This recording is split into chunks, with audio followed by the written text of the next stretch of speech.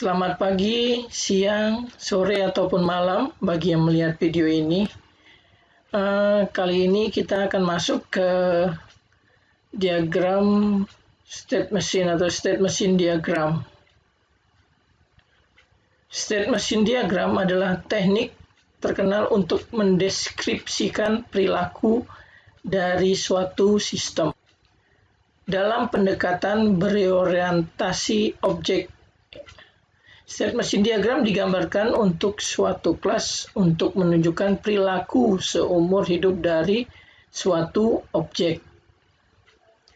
State machine biasanya berisi dari state atau keadaan yang terhubung oleh transisi atau peralihan. Setiap state atau keadaan memodelkan periode waktu selama kehidupan suatu objek di mana ia memenuhi kondisi tertentu. Sekarang kita masuk ke elemen-elemen state machine diagram atau simbolnya. Di sini ada yang namanya state, ya. Bentuknya gini ya. Ada persegi panjang rondit, ya, berbentuk persegi panjang dengan sudutnya bulat, ya. Biasanya mewakili nama keadaan atau state dari suatu objek. Kalau kita menggambarkan state diagram, ada yang namanya initial state. Ya, gambarnya bentuknya itu bulat, penuh, terisi penuh, ya, mewakili titik dimulainya suatu objek, ya. Ini ya. Selanjutnya ada yang namanya final state, ya. Bentuknya begini, ya. Biasanya mewakili penyelesaian aktivitas atau activity. Jadi kalau kita menyelesaikan activity, kita pakai yang begini, final state. Ada juga yang namanya event.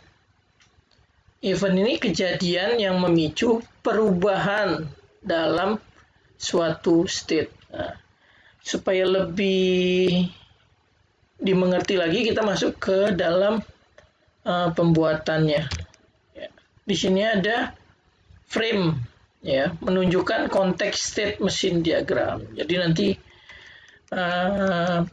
pembuatan inisial, state, dan lain-lain adanya di dalam frame, menunjukkan konteks state machine-nya. Yang pertama kita lihat nih, frame lunch, ya, ini sistem lunch, ya, state machine diagram makan siang, ya, lunch. Di sini mulai dari initial state, ya, ini ada yang namanya guard. Guard itu merupakan syarat transisi yang bersangkutan, ya. Setelah itu masuk ke state, ya, state create, membuat, ya. Guardnya membuat makanan. Masuk ke state-nya create, membuat. Setelah dibuat, ya, makanan itu diletakkan di dalam kotak makan. Ini guard-nya place in box, ya, masukkan ke dalam kotak makanan. Artinya state-nya package, di-pack, ya, di-pack atau dikemas. Setelah itu masuk lagi ke guard taken out of box, ya, ya, udah di-package atau dikemas makanannya. Sebelum dimakan, ada yang namanya guard-nya itu mengeluarkan makanan dari kotak makanan.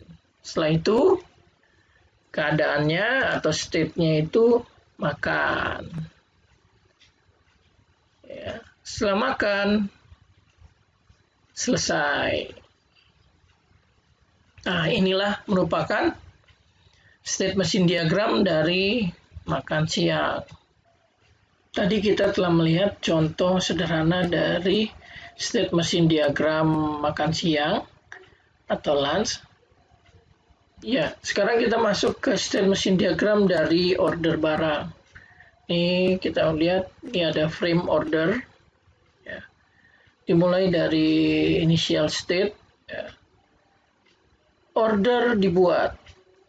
Masuk ke state proses.